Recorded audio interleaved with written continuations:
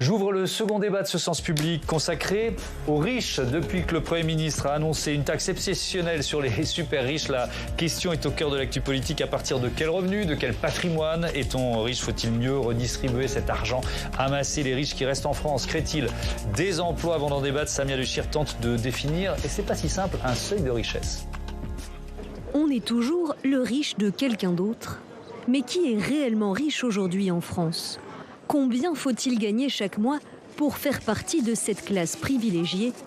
Tout le monde n'a pas le même avis sur la question. 4 800 minimum. Ah, je dirais 5 000 par mois, un truc comme ça. Une personne seule, 4 000 euros. Moi, je dirais peut-être 3 000, ça va. Alors riche, moi je dirais qu'on peut s'en sortir à partir de, quand on vit seul, 5 000 euros par personne.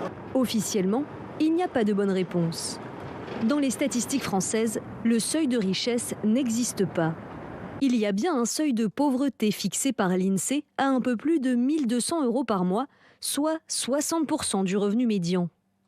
Pour définir un seuil de richesse, l'Observatoire des inégalités, un organisme indépendant, applique presque la même méthode de calcul dans l'autre sens. 2 fois le revenu médian, soit un peu plus de 4 000 euros par mois après impôt pour une personne seule. Au-delà de ce seuil de 4 000 euros pour une personne seule, pour un couple sans enfants, c'est 6 000 euros. Et puis pour un couple avec 2 enfants, on sera aux alentours de 10 000 euros, pour donner des ordres de grandeur. Il reste 8% de la population. Ensuite, à l'intérieur, entre celui qui gagne 4 000 et celui qui gagne 1 million d'euros, il y a bien sûr des écarts très importants à l'intérieur de la population qu'on va définir, nous, comme riches. Si l'on s'en tient à ce chiffre, 4,7 millions de personnes, soit plus de 7% de la population française, seraient donc riches. Un groupe majoritairement composé d'hommes plutôt âgés, diplômés et vivant surtout dans les grandes métropoles. L'Allemagne utilise exactement la même méthode de calcul. Un outil dont la France aurait tort de se passer, estime l'Observatoire des inégalités, qui milite pour une statistique officielle du seuil de richesse. On a besoin de ces éléments-là. Regardez le débat budgétaire. Définir qui est riche n'est pas anodin. Que l'on soit pour taxer ou pas pour taxer, il faut connaître, il faut pouvoir avoir des normes pour pouvoir prendre des décisions. En 20 ans, le nombre de Français riches a légèrement baissé, mais les plus riches d'entre eux sont encore plus riches qu'avant. Les 500 plus grandes fortunes de France détenaient 1 170 milliards d'euros en 2023, contre 124 milliards 20 ans plus tôt. C'est quoi être riche? Voilà la question que l'on pose tout de suite dans notre débat avec Katia Poursopoli. Bonsoir, bienvenue. Bonsoir. Vous êtes sénatrice communiste du Pas-de-Calais, vice-présidente de la commission des affaires sociales. Fabrice Almeida, bonsoir. Bonsoir, et bienvenue, Thomas. historien, professeur à l'université Paris-Panthéon-Assas et auteur de cette histoire mondiale des riches. Pourquoi ils sont le vrai pouvoir, publié aux éditions Plomb. Jean-Marc Sylvestre, bonsoir. Bienvenue Jean-Marc, ancien chef du service économie de TF1. Vous avez même été mon chef de service à TF1. Ça nous rappelle quelques bons souvenirs. Et vous êtes éditorialiste sur Atlantico et Sophie Dravinel, évidemment, éditorialiste politique, est restée à mes côtés. Tiens, je veux bien votre définition. À partir de combien de milliers d'euros de revenus par mois on est riche, Katia Poursopoli? Oui, alors écoutez, moi peut-être avant d'aborder ce débat, j'aimerais 2 minutes m'arrêter parce qu'on ne peut pas parler que des riches sans parler de ce qui se passe actuellement dans le pays. Je pense que, si vous voulez, quand je regarde autour de moi les salariés, les retraités, les salariés qui font d'ailleurs la valeur de ce pays, qui travaillent tous les jours, les retraités, les familles. Aujourd'hui, lorsque je les rencontre dans mon département du Pas-de-Calais, eh bien, elles me parlent toutes de leur pouvoir d'achat. Elles me parlent toutes de leur pouvoir d'achat. Et puis, je vois les mesures qui sont prises actuellement par le président, où il annonce finalement qu'il va repousser de 6 mois l'indexation des retraites. Eh bien, je suis un peu scandalisée. Bon, ok, mais donc, alors notre débat, il est sur les riches. Donc, on va quand même faire ce débat sur c'est quoi les riches aujourd'hui en France. Et ça nous amènera à parler de redistribution, d'égalité, etc. Mais j'aimerais dire quand même mais j'ai entendu. Mais pardon, voilà, c'est notre thème. Donc, on va rester sur notre thème. Oui. Qu'est-ce que c'est être riche pour vous? Mais Est-ce qu'il y a un seuil? Mais écoutez, d'abord, c'est pas une question de seuil, être riche. Oui. Être riche, aujourd'hui, dans ce pays, c'est ces milliards de dividendes qui sont reversés chaque année par les entreprises à leurs actionnaires. C'est aussi, quand on gagne de l'argent, de pouvoir le redistribuer à ses salariés. Et ce n'est pas le cas aujourd'hui. Malheureusement. Ça dépend des entreprises. Écoutez, moi, je peux vous parler des entreprises du Pas-de-Calais et je peux vous dire que ce n'est pas le cas parce que moi, je vois bien les gens travailler, faire les 3-8 et gagner à peine 1 350, 1 600 euros par mois. Donc, je pense qu'aujourd'hui, on devrait quand même redistribuer et que les riches de ce pays l'un de nos thèmes, la redistribution. Allez, pardon de vous interrompre. Fabrice Almeida, vous allez peut-être répondre à ma question, Fabrice, ça serait sympa. Je suis un peu étonné parce que je ne l'ai pas posé encore ma question, mais allez-y. Non, mais je pense que c'était la même question. C'est-à-dire comment on définit les riches. Qui sont les riches en France? Il y a différentes acceptions des riches. Il y a les riches en termes de patrimoine. Donc, à partir de combien on considère qu'on est riche? 5, 10, 15, 20 millions 50 millions, 100 milliards, voilà, ça peut se discuter. Ça, c'est un premier critère. Deuxième critère, il y a les revenus.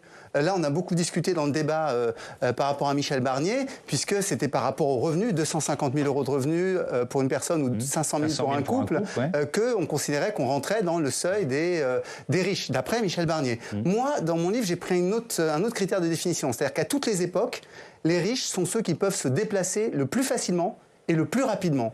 À l'époque où on était au Moyen-Âge, c'est eux qui avaient les chevaux, alors que les autres allaient à pied. Et alors aujourd'hui, c'est quoi? C'est l'hélicoptère et les jets? Exactement. Donc pour moi, la richesse, elle commence à partir du moment où on peut prendre un jet, soit le louer, soit simplement l'affréter. Les super riches ou les ultra riches.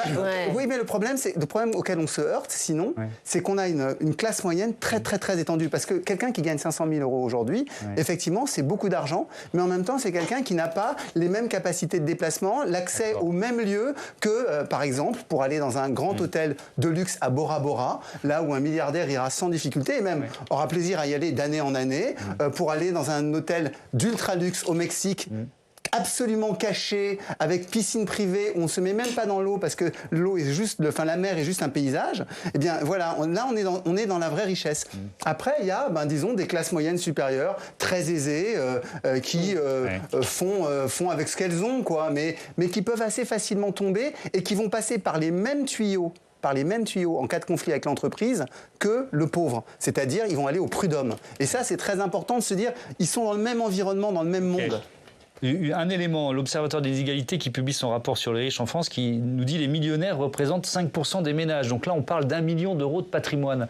Jean-Marc Sylvestre, 1 million 200 000. On est dans le patrimoine. On est riche quand on a 1 million d'euros de patrimoine en France? C'est ce que l'Observatoire des inégalités dit, c'est ce que certains hommes politiques affirment. Moi, je pense qu'on n'est pas très riche quand on a 1 200 000 euros de capital. À Paris. Parce qu'à Paris, vous achetez un 2 pièces et vous avez déjà dépensé votre million ou un 2 ou 3 pièces. Et c'est intéressant dans le reportage qu'on a présenté en ouverture. Les personnes qui étaient interviewées par Samia Duchir, elles étaient très très loin de ce que vous nous décrivez. Ils disaient 4 000 euros par mois, 5 000 euros par mois pour une personne. Le montant moyen d'un patrimoine en France, ça doit être entre presque 30 ou 40 000 euros, même pas, je crois. On est en dessous de ça. Donc ça paraît effectivement relativement élevé. Mais la notion de seuil de richesse, on a très bien défini dans votre reportage ce qu'on vient de nous expliquer. C'est très relatif, ça dépend beaucoup d'abord de ses goûts, de sa responsabilité individuelle et puis de la situation dans laquelle on est. Il y a quand même un seuil en deçà duquel on vit très mal en France. Et ça, surtout quand on gagne 1 500 euros, on vit très très très très mal, je peux vous le dire. Effectivement, le seuil même quand on gagne 1 000 euros. Auquel je pensais. Mais à partir de 3 600, 4 000, 5 000, c'est là où on est en train de réfléchir d'ailleurs pour les augmentations d'impôts. Les différences sont très individuelles. Ce que je voudrais quand même vous dire, c'est que quand on fait des comparaisons internationales, et vous l'avez fait très bien, on ne compte pas ce que l'on acquiert gratuitement dans un pays. Ça veut dire quoi, ça ? Les services sociaux. Ah oui. L'école, la santé. Quand vous comparez le salaire moyen d'un Français à un salaire moyen américain, vous vous dites « mais bon sang, qu'est-ce qu'il est riche !» Mais non, il n'est pas Sauf que riche. s'il a le malheur de se retrouver à l'hôpital, ça Il va faut lui qu'il coûter paye. plusieurs dizaines Il de a la milliers de dollars. responsabilité de payer son hôpital, la responsabilité de payer son école, ses enfants, les transports. Vous vous rendez compte le nombre des cantines scolaires, le nombre de choses qui sont gratuites en France. Et ça, c'est un des problèmes. Je dis que c'est un problème. Vous allez me dire que c'est un avantage. Je dis que c'est un problème parce que ça déresponsabilise à la fois l'entreprise et le consommateur. Parce que le consommateur se dit, bon voilà, j'ai un État nounou, j'ai un État-providence qui va assurer une partie de mes ressources. Très intéressant parce que on est au cœur de notre débat sur ce qui fait la richesse d'un pays. Est-ce que le nombre de millionnaires, ça fait en partie la richesse d'un pays? Je me tourne vers vous, je me doute, Katia Pozzoboli, que vous allez me répondre non. Pour moi, c'est les travailleurs de ce pays qui font la richesse d'un pays. Oui. Moi, je suis désolée, mais quand vous dites les services publics, mais heureusement qu'il y a des services publics dans ce pays pour assurer l'égalité des citoyens. Non, mais je ne fais pas de polémique, j'essaie d'y voir clair dans la situation. Non, mais je vous dis, heureusement encore qu'il y a des services publics dans ce pays pour assurer l'égalité des citoyens. Je pense que sur ça, essayez de dire qu'ils pourraient mieux fonctionner et être plus efficaces. Ah ben, peut-être qu'ils ne sont pas efficaces, mais évidemment, de coupe sombre en coupe sombre dans les budgets. C'est peut-être pas forcément une question d'argent. Oh, bah écoutez, moi je peux vous dire que quand on nous demande dans les hôpitaux publics de faire beaucoup plus avec moins, quand on vous parle partout de déserts médicaux, quand on vous parle de la saignée qu'il va y avoir dans l'éducation nationale, eh bien forcément ça n'assure pas une égalité des citoyens devant les services publics. Mais moi on parlait des riches, vous voyez moi quand je vois... Ça rentre dans les services qu'on utilise. Oui, mais les services... Qu'ils soient pas bons, qu'ils soient trop chers, qu'ils soient... Je suis d'accord, mais ça rentre dans le sénatrice conclure. De toute façon, les riches n'ont pas besoin des services publics puisque de toute façon, ils vont tous dans le privé. Et les gamins, et quand ils leur font un spécialiste, eh bien, eux peuvent se payer des dépassements d'honoraires, ce qu'ils font dans le secteur de la santé. Ceux qui ont besoin aujourd'hui des services publics, c'est les gens les plus modestes. Oui, mais les riches participent au financement des 10 services publics. Peut-être pas assez. Mais enfin, les riches participent au financement des services publics. Par l'impôt. Par quel impôt? Mais enfin, vous voyez à quelle hauteur ils sont taxés. Ils sont taxés à pratiquement rien. Enfin, je veux dire, un salarié, moi je suis désolée, un salarié dans ce pays qui est célibataire aujourd'hui paye aussi un impôt. Bien sûr. Ils payent 30% en moyenne.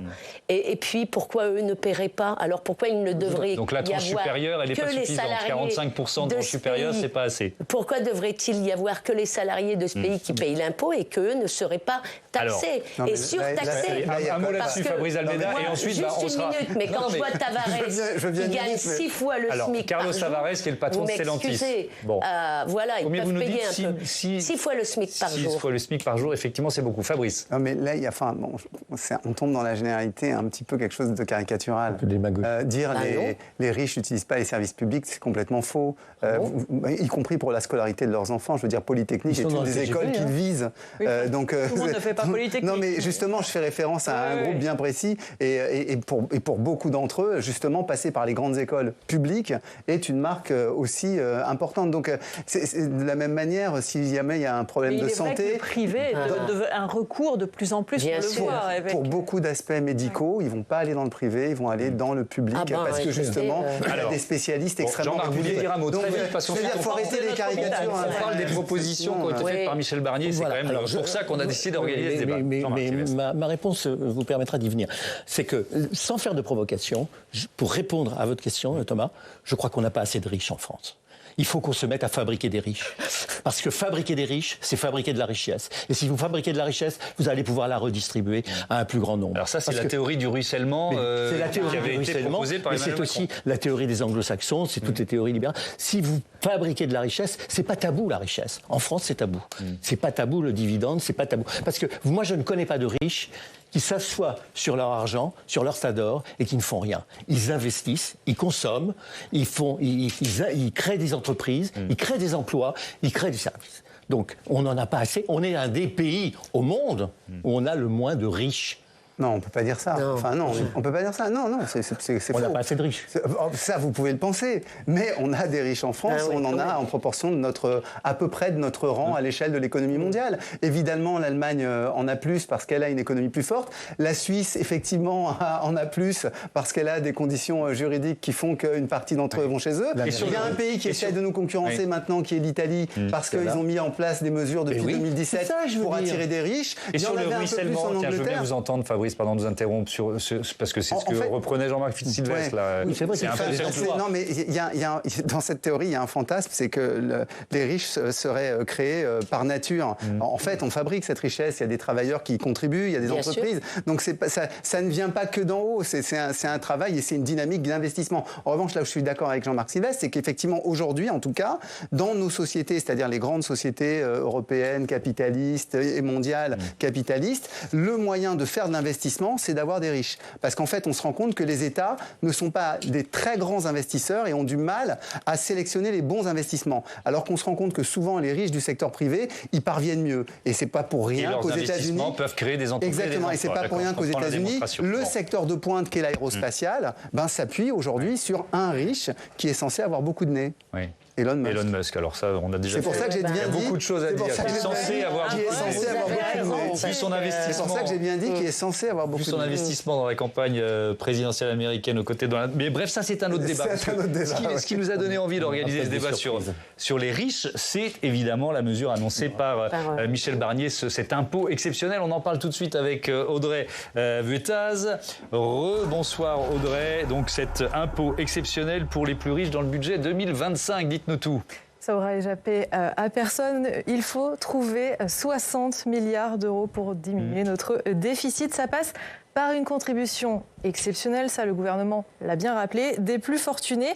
Contribution censée rapporter sur le papier 2 milliards d'euros. Alors, qui sera concerné?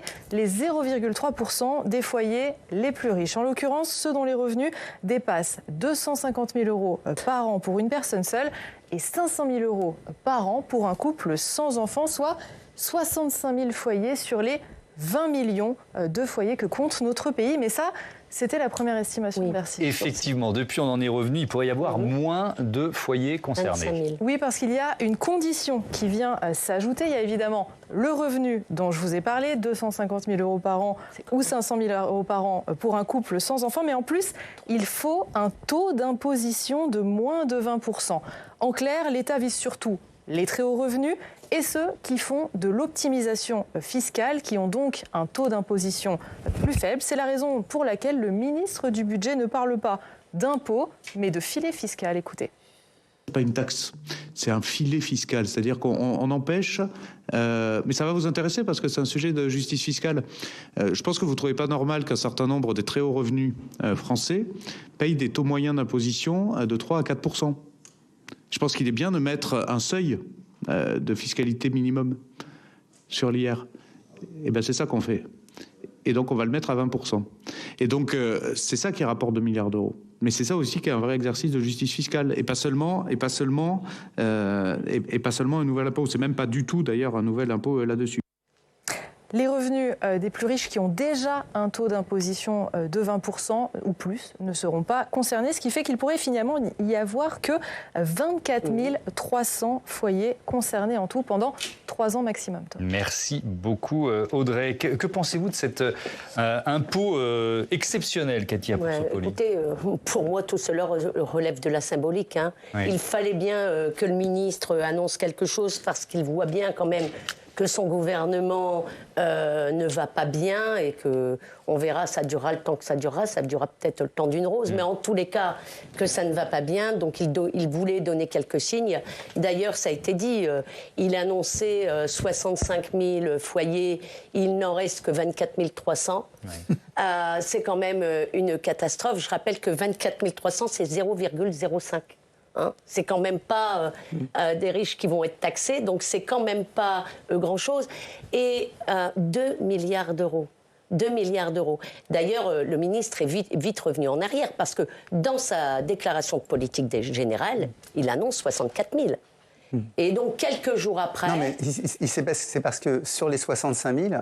il y en avait 24 300 qui n'atteignaient pas le seuil de 20%. C'est juste oui, ça. Qui n'étaient pas assez riches. La cible reste la même. Il n'a pas changé de cible. Ou qui n'était pas assez bien conseillé en matière d'optimisation fiscale. C'est de la blague. C'est quand même ça le débat. En plus, très sincèrement, vous savez comme moi que c'est sur une durée de 3 ans. Parce que ça n'a pas été dit, mais c'est sur une durée de 3 ans, et qu'ils ont les meilleurs fiscalistes, les riches.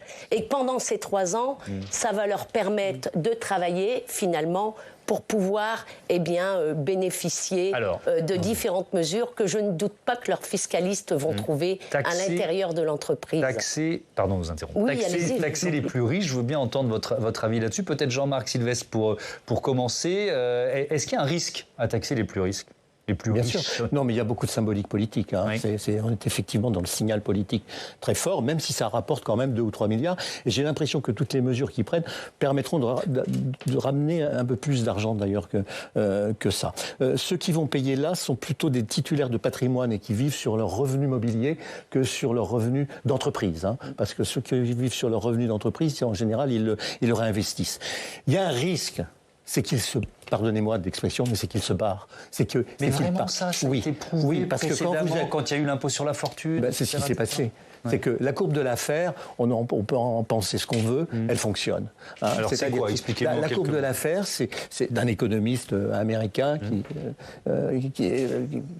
qui expliquait que plus le taux d'impôt monte, dans un premier temps, le total des recettes fiscales monte, mais on arrive à un seuil où ça devient dissuasif. Donc les gens n'ont plus intérêt à travailler et donc la recette fiscale baisse. C'est-à-dire que la base fiscale, D'accord. Donc, attention, ça peut faire fuir. Ça peut faire fuir en Italie. Allez voir ce qu'il y a sur les cabinets d'avocats aujourd'hui. Dans les cabinets d'avocats aujourd'hui, on fait la queue pour savoir comment on peut optimiser son revenu en allant au Luxembourg, en Suisse ou ailleurs, ou même en Italie, puisque c'est l'Italie qui, par solidarité européenne, j'imagine, fait une publicité sur les avantages fiscaux qu'on pourrait avoir à vivre en Italie. Regardez ce qui s'est passé au Portugal. C'est un impôt forfaitaire. Regardez ce qui s'est passé au Portugal. Il y a 10 ans, le Portugal a institué la flat tax à 0 pour les étrangers qui voulaient venir. Beaucoup d'étrangers, notamment beaucoup de Français, beaucoup de rentiers français. Et beaucoup de retraités. Beaucoup de retraités, oui, sont allés s'installer au Portugal. Et au bout de 10 ans, le Portugal a levé cette décision. Les étrangers en question, ils sont revenus. Ou alors, ils sont partis aujourd'hui au Maroc. Fabrice Almeida, votre avis là-dessus, est-ce que c'est une bonne idée ou un manque d'imagination de taxer les riches ? Non, moi, très riches. L'impression que j'ai, c'est qu'en fait, il y a toujours le choix entre plusieurs méthodes. Il y avait une méthode sur le capital. Parce qu'en fait, le vrai débat qu'on a chez les économistes, c'est le fait qu'il y a eu un transfert massif de de pratiquement 1000 milliards, 1200 milliards, sur en gros une décennie vers les riches. Donc la question, c'est pas des revenus, c'est du patrimoine. Oui. Mais si on s'y attaque, on sait aussi que ce patrimoine, c'est pas, j'allais dire, un tas d'or rangé dans une armoire. En réalité, c'est des actions, c'est des éléments qui participent à la vie des entreprises. Donc, si on s'y attaque, il y a un risque éventuellement, que ça crée de la défiance, et 2, que ça dysfonctionne économiquement. Mais en fait, ce qu'on aurait dû faire, et ce qu'on essaye de faire normalement dans ces situations, c'est faire de la pédagogie, c'est-à-dire d'aller voir les riches et de leur dire, bon, on est dans quelle situation, quels avantages vous avez ? Et il faut qu'il y ait une contribution spéciale. On peut la faire sous forme d'emprunt, on peut la faire sous forme d'obligation. On aurait pu imaginer même qu'il fasse... Ça aurait été créé une autre niche fiscale de l'investissement forcé dans certains secteurs. Oui, exactement. Notamment sur la transition environnementale. Mais Michel Barnier s'est dit, j'ai pas beaucoup de temps, ça vient vite, il faut que j'ai du résultat. Donc je vais essayer de faire sur ce qui est peut-être le moins risqué, c'est-à-dire un peu sur les revenus, plutôt que sur le patrimoine. Le risque, en réalité, c'est qu'il a 60 milliards à trouver, donc avec des baisses sur l'État. Le risque, c'est effectivement qu'on se retrouve avec une panne de croissance. Et c'est un cycle assez terrible qu'on a vécu en France depuis les années 70, où il y avait des phases d'ouverture, Jacques Chirac, phase de fermeture Raymond Barre, phase d'ouverture Mauroy, phase de fermeture de Laure Fabius, phase d'ouverture, etc. À chaque fois, ça fonctionne comme ça. Et ce yo-yo, en fait, a créé de l'instabilité fiscale, et c'est au fond ce qui nous a créé le plus d'ennuis vis-à-vis des investisseurs internationaux, c'est qu'on disait, la France, on ne peut pas faire confiance. Tous les quinquennats, vous changez. Oui. Emmanuel Macron, président des riches. Dans un débat sur ce thème, on ne peut pas éviter ce chapitre depuis qu'il a remplacé l'impôt sur la fortune par l'impôt sur la fortune immobilière. Décision qu'il devait encore justifier. Regardez cette archive, janvier 2019. On est lors de l'ouverture du grand débat national en pleine crise des Gilets jaunes. Mais faut pas raconter des cracks, hein. C'est pas parce qu'on remettra l'ISF comme il était il y a 1 an et demi que la situation d'un seul gilet jaune s'améliorera. Ça, c'est de la pipe. Ce que je sais, c'est que si je le faisais demain, les quelques-uns qui étaient en train de revenir de créer de l'emploi, ils diraient, bah, celui-là, on a compris, il est comme les autres. Dès qu'il y a un coup de grisou, lui, il remballe ses idées, il est reparti. Bah, non. Je vous le dis très franchement. L'ISF doit faire partie de ce débat. Il ne doit pas y avoir de tabou. Moi, j'en parle comme ça avec vous parce que c'est pas un truc caché. Et l'ISF doit être évalué. Cette réforme, elle doit être évaluée. Si le nouveau Front populaire arrivait au pouvoir, Cathy Poursopoli, vous rétablissez l'ISF ? Bah oui, évidemment. Oui. Moi, je vais vous dire, vous voyez, les entreprises, elles empochent beaucoup de fonds publics, hein, beaucoup de fonds publics. Elles empochent les fonds publics de l'État, elles empochent aussi les fonds publics de la région, des agglomérations parfois. Elle recueille aussi l'impôt pour l'État avec la TVA. Ça ne les a pas empêchés. Ça ne les a pas empêchés de foutre le camp chez moi. Vous voyez, moi j'ai des entreprises, on a tous beaucoup. Mais c'est quoi les entreprises que vous montrez du doigt comme là, on fait un débat sur les riches et vous, vous attaquez les entreprises. Stellantis, par exemple. Oui. Stellantis. Oui. Hein, on sait qui est à la tête de Stellantis. Hein. Oui, Carlos Tavares, vous avez cité oui, mais bon, on peut trouver tous les, mais en tous les cas, hein, Bridgestone dans le Pas-de-Calais. Tout le monde sait 800 emplois en moins. Mais on ne parle jamais de ceux qui créent des entreprises qui créent des emplois. C'est aussi ça, les entreprises. Sur ces grosses entreprises, est-ce que vous pensez vraiment que c'est avec le peu que l'on va taxer qu'elles vont foutre le camp ? Franchement. Alors là, c'est intéressant. Vous n'êtes pas du tout d'accord avec Jean-Marc Sylvestre. Celles qui voulaient déjà partir, elles sont parties. Elles n'ont pas hésité à délocaliser. Moi, j'ai connu en cascade des délocalisations dans le Pas-de-Calais. Et pourtant, jusqu'à présent, il faut arrêter de penser que c'est parce qu'on va les taxer un tout petit peu plus qu'elles vont foutre le camp.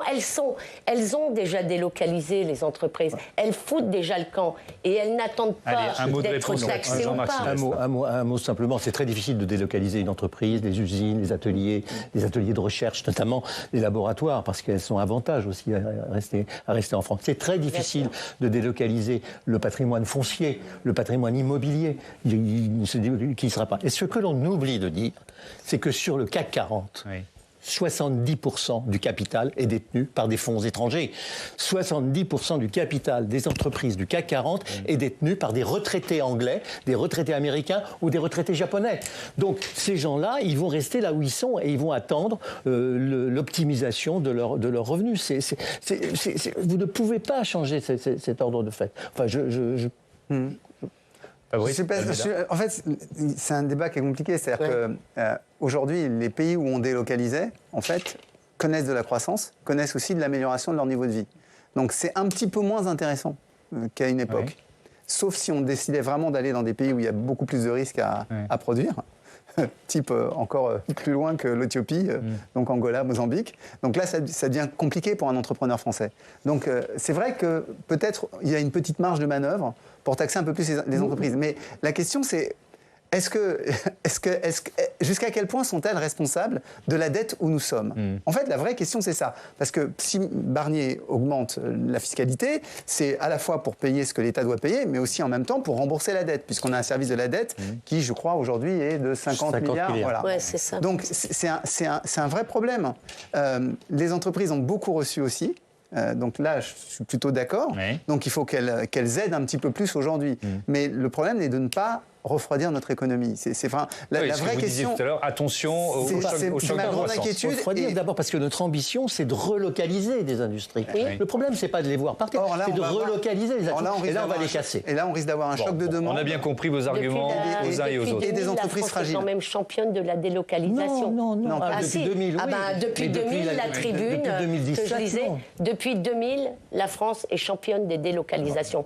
Donc elles n'ont pas attendu. Dedans, il y a un cycle. On a entendu entendu vos arguments. Non, mais vous dites c'est pas la fiscalité. Il y a un cycle Macron où ça a commencé à revenir. Pardon, Voilà. mais tout le monde parle en même temps, donc je reprends la main parce qu'on est non, mais c'est très bien, le débat, il est enflammé et passionnant et on va, oui, le mot est peut-être un peu fort. On va maintenant parler de la droite, tiens Sophie, parce que c'est aussi intéressant de voir les marqueurs politiques autour de cette question de la richesse, et vous nous parlez d'une droite qui est déchirée entre ceux qui prônent l'austérité et puis ceux qui font un peu bombance en aparté. Écoutez, oui, il y en a, on parlait de symbolique politique et voilà, nous y sommes, c'est la crise économique. À droite, l'heure n'est pas vraiment à l'ostentatoire, plutôt à une droite protestante tendance Europe du Nord ou bien savoyarde avec Michel Barnier, à l'argent discret, au repos dans les coffres, dans l'attente d'une d'or moins populiste, diront certains, en attendant que la crise économique se résorbe en France et que l'ensemble de la population puisse vivre décemment, jugeront d'autres. Dans cette ambiance où même à l'Assemblée nationale et au Sénat, on recule sur des projets de dépenses, gare à ceux qui se font pincer et qui prônent la vertu sans la vivre. Et vous pensez à quelqu'un en particulier? Disons que ces derniers jours, certains pointent, Thomas, du doigt le député Laurent Wauquiez, qui est ancien patron de la région Auvergne-Rhône-Alpes, parce qu'au début de ce mois, il a effectué un pas déterminant vers la présidentielle de 2027. Alors évidemment, on pense à lui, la droite en particulier, sauf que la Cour régionale des comptes lui reproche des dépenses un peu excessives, ou au moins, disons Thomas, excessivement centrées sur sa personne. Alors on ne parle pas du fameux dîner des sommets qui avait fait couler de l'encre en juin 2022 parce qu'il y avait eu une centaine d'invités, une facture à plus de 1 000 € par tête. Ça peut paraître peu, ça paraît quand même beaucoup à d'autres. Une enquête du parquet national financier d'ailleurs est en cours. Non, on parle d'autres dîners, dont 2 avec Michel Houellebecq pour plus de 2 000 € et surtout de repas avec, je dois le dire, des confrères de la presse avec des montants astronomiques, voire très étoilés. La région a dénoncé une campagne de dénigration politique de la Cour régionale des comptes. Et comment ça passe chez les militants? Eh bien voilà, c'est ça le souci. On est en période symbolique de communication symbolique. Faire briller l'argenterie, nourrir avec faste pour exercer un ascendant, c'est très vintage en politique, mais ça ne passe plus, même au prétexte de faire valoir notre excellence culinaire. Dans les grands groupes privés, c'est déjà d'ailleurs hors sujet, c'est inenvisageable et ça porte un nom, c'est un peu la compliance, une adaptation aux règles, sauf à bien masquer avec des chefs privés dans des locaux privés, mais c'est une autre affaire. Et lundi soir à Paris, les estomacs de certains militants ont donc grondé parce que Laurent Wauquiez est en effet venu leur parler aux adhérents de Paris dans l'enceinte assez feutrée du théâtre du Renard. Et sur un ton dramatique, il leur a parlé de la situation économique, non moins dramatique de la France, avec une injonction forte à se serrer la ceinture.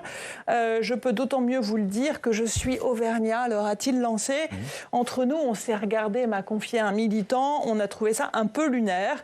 Et ce militant a eu cette maxime éloquente: si tu grimpes au cocotier, assure-toi auparavant d'avoir les fesses propres. Vous m'excuserez. Non, mais c'est une très bonne maxime. Votre avis sur l'exemplarité, Cathy Poursopoli? On a appris aujourd'hui que l'Élysée, l'Assemblée nationale et le Sénat avaient finalement renoncé à l'augmentation de leur budget l'année prochaine. Vous dites heureusement? Écoutez, moi je suis d'abord... je trouve que quand on est un politique, on doit montrer l'exemple. Parce que d'abord, c'est important, l'image que l'on renvoie. Parce qu'il y a aujourd'hui, et je le disais en début de propos, des gens qui vivent dans la pauvreté, des gens qui vivent avec peu. Et quand on renvoie une image comme celle-là, eh bien, je pense que c'est catastrophique. Et oui, nous devons regarder et les uns et les autres à ce que nous faisons. Et oui, je suis pour l'exemplarité et je suis aussi pour que ceux et celles qui dérapent, eh bien, en payent les conséquences. Voilà. Moi, je ne suis pas de celles qui tergiversent sur ça. Je pense qu'il faut vraiment... nous renvoyons une image, nous faisons les budgets, nous sommes des parlementaires et donc nous devons renvoyer une image à nos concitoyens qui soit... eh bien, sans faille. Il nous reste une dizaine de minutes dans ce débat et il y a une dernière question qui me semble très intéressante et ça va être notre dernier chapitre. L'évasion fiscale et l'optimisation fiscale, deux choses différentes. Écoutons, tiens, je commence par une archive. 1er avril 2022, c'est Fabien Roussel, candidat communiste qui est en pleine campagne présidentielle. Il interpelle l'autorité des marchés financiers en y déposant des faux sacs de billets pour symboliser une estimation 100 milliards d'euros par an d'évasion fiscale en France. Regardez.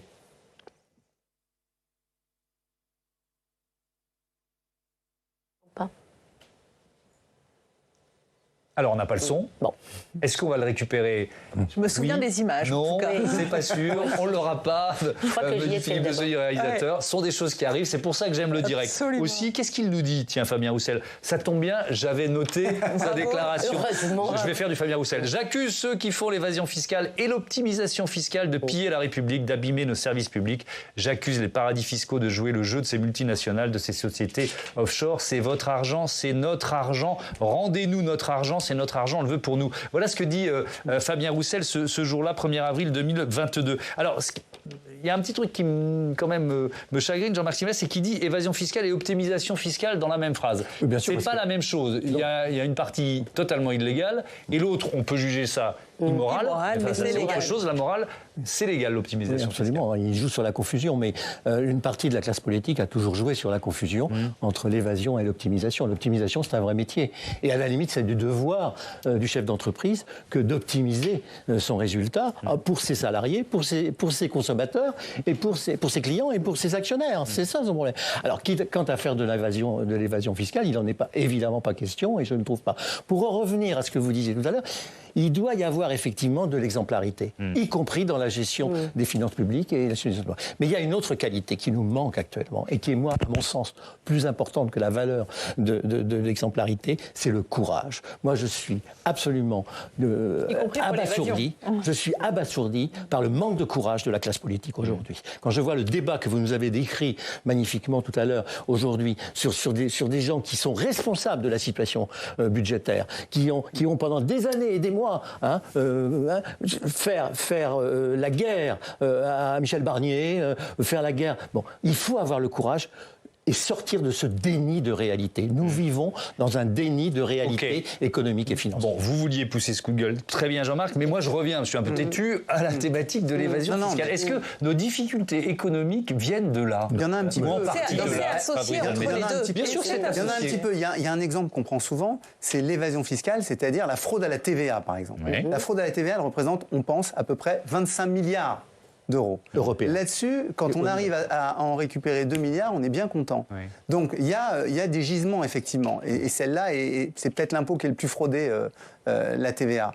Donc il y a des ressources. Mais l'optimisation fiscale, c'est quand même un jeu entre la personne qui va payer l'impôt et la direction des impôts. Parce qu'en réalité, il y a des négociations pour savoir si je peux passer ça, si ça passe. Mais on est parfois sur la ligne de crête entre optimisation et évasion. Non, pas du tout, parce que la niche fiscale, en fait, elle est créée par le gouvernant, elle est créée par les députés, elle est créée par le ministre de l'économie et des finances. C'est lui qui dit, si tu investis outre-mer, tu auras un abattement sur telle chose. Si tu as une entreprise en holding, tu pourras mettre tel élément, etc. Et c'est lui qui définit ça. Et donc, il y a une négociation à faire avec les impôts. Et donc, on sait très bien qu'il y a des niches qui sont avantageuses pour la société et d'autres qui ne le sont pas. Il y en a qui sont de la pure, pour le coup, de la pure course à payer le moins d'impôts possible. Et il y en a d'autres qui, en fait, regardez, j'ai oublié les noms successifs de ces ministres qui ont permis de faire de l'investissement dans les petites villes pour créer des logements sociaux. En échange de quoi on avait le droit de faire de la déduction fiscale. Voilà, la Pinel était l'année dernière à l'avancée, mais ça remontait à bien avant elle. Mais c'était le même mécanisme, elle l'a étendu. Voilà, ça commence avec Malraux. Malraux, c'est sur l'ancien. Ça commence avec Malraux. La rénovation des centres. Mais ça a été le premier mécanisme où on a fait ça. C'est un mécanisme d'optimisation fiscale et il a été très profitable pour énormément de communes. Ok, intéressant d'entendre ça. Mais alors, pourquoi est-ce que vous êtes d'accord avec Fabien Roussel quand il met dans le même sac finalement évasion et optimisation fiscale? Évidemment. Écoutez, au bout d'un moment, vous savez, vous nous expliquez que l'optimisation sociale, fiscale, excusez-moi, il y a une redistribution aux actionnaires et aux salariés. J'aimerais dire que c'est surtout aux actionnaires. Très franchement. On n'a pas dit ça. Vous avez parlé des Jean-Marc Sylvestre a dit ça, que c'était redistribué. Monsieur a parlé des salariés. Il n'y a aucune redistribution aux salariés, ça se serait. Et le pays ne serait pas. Vous êtes un peu caricatural, peut-être pas suffisamment.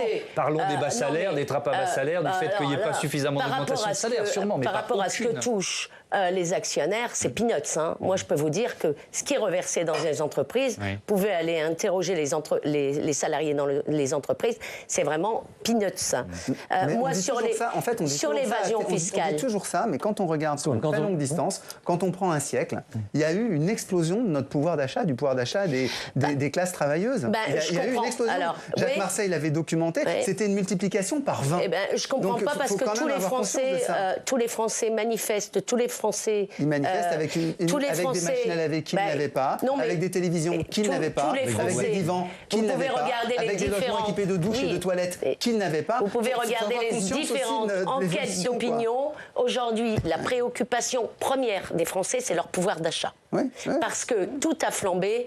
Et leur pouvoir d'achat. Mais oui, évidemment. J'ai pris exprès une longue distance, une longue durée, mais pour qu'on ait conscience aussi de... Alors, merci Fabrice de laisser Catherine Bardoumi conclure. Tous les ménages français, moi, dans ma ville, ou alors je suis dans un département qui est, je ne pense pas hors sol, mais tout le monde me parle de pouvoir d'achat.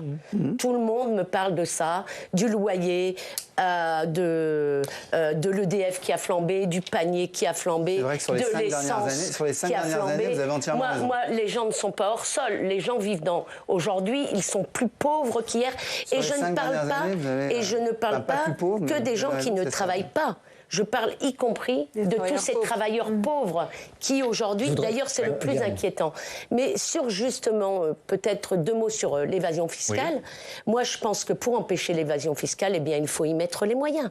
Il faut y mettre les moyens. Et ça rejoint au courage politique. On parle toujours d'évasion fiscale. Mettons-y les moyens. C'est vrai. Et c'est vrai il n'y a plus de contrôle. Embauchons. Parler de Tracfin. Gabriel Attal à Bercy. Je crois que Gabriel Attal a annoncé un chiffre de 15 milliards d'euros sur l'année 2023. Mettons en œuvre des outils. On n'investit pas dedans. Ça, vous avez raison. Mettons en œuvre des outils. Tout le monde parle d'évasion fiscale. Personne ne met en œuvre les outils. Abrogeons la loi qui permet de négocier le montant de l'amende avec les fraudeurs fiscaux. Abrogeons-la, cette loi, parce qu'elle existe. Faisons en sorte, et là je vais faire plaisir au ministre, c'est bien la première fois de Bercy, embauchons des contrôleurs. Embauchons des contrôleurs. Bon, ok. Jean-Marc Sylvestre, votre avis? Comment finalement mettre fin ou limiter cette évasion fiscale? Effectivement, par un peu plus de moyens, mais par faire en sorte aussi qu'on n'ait pas intérêt à faire de l'évasion fiscale. Je veux dire que les gens qui font de l'évasion fiscale... C'est paradoxal, quoi. Non, mais les gens qui font de l'évasion fiscale, ils ne le font pas...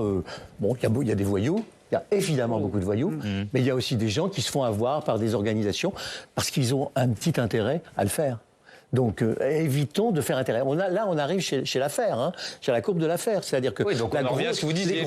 Les gros taux d'imposition tuent l'impôt. Baissons les impôts, c'est ça. Bien sûr. Ce qu'a essayé de faire Macron dans les premières années de son quinquennat, qu'il a d'ailleurs pas mal réussi au niveau de la redynamique des entreprises, etc. Mais sur quoi je voudrais attirer votre attention, moi je suis d'accord avec tout ce que vous avez dit, madame la sénatrice, il y a un problème de pouvoir d'achat.